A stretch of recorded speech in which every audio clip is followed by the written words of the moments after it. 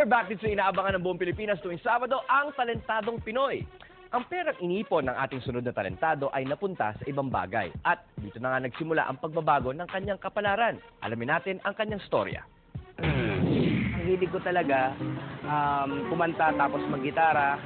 Pero minsan, napadaan ako isa sa magic shop. Bumili ako nung magic na yon. Nag-a-apply pa lang ako ng trabaho.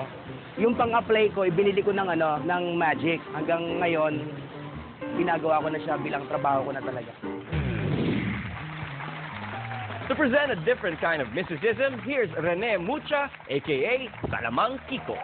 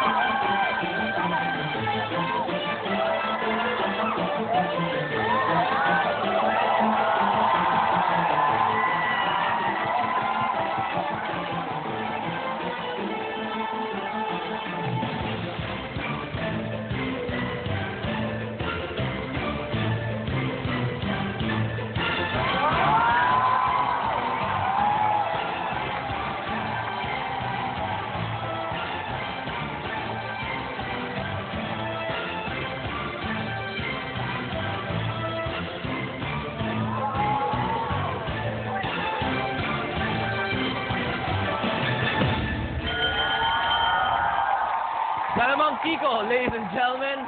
Nagkalat ka pa sa stage namin. Dito, Salamang Kiko. Okay, baba natin to. Pwede, okay lang ba? Okay, Salamang Kiko. Just a reminder to the kids watching, please do not do this at home dahil medyo may delikado yun, ano, yung ginawa mo.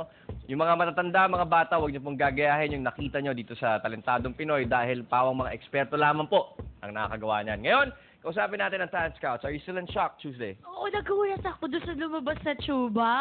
Yun lang ang kaya mong palabasin doon. Ano pa mga bagay ang kaya mo? Interested. Bigyan mo ako ng listahan, ha? Para marami. Pag-aaralan ko po next time, Jolene naman para medyo... Oo, ang laki naman.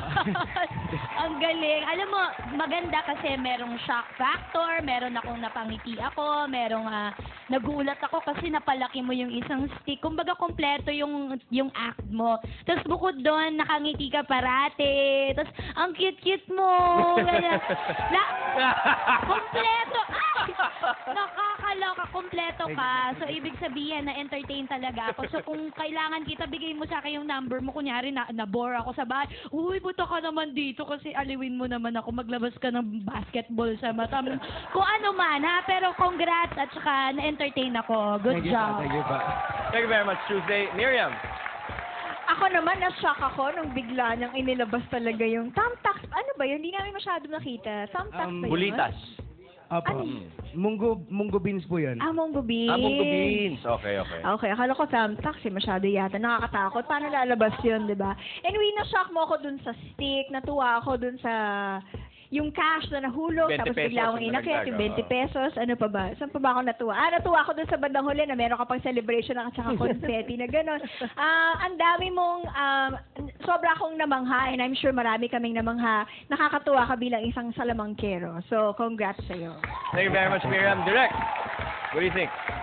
Yeah, I liked it because he's so cool. Cool siya na magician. Parang hawak na hawak niya yung audience. In fact, parang you look like a genie. Dapat genie ang ano mo, yung ayos mo, di ba? Genie siya kunyari, nanggaling siya sa isang bote, ng absolute. Tapos nag-magic ka ng magic. No, I liked it. I liked the fact that he was always in control. And that's what a magician should be, always in control. Thank you very much, Direk. Maraming salamat, Talent Scouts. Salamang Kiko, you impressed the Talent Scouts. Good luck with the jury's decision mamaya. Maraming salamat, Salamang Kiko.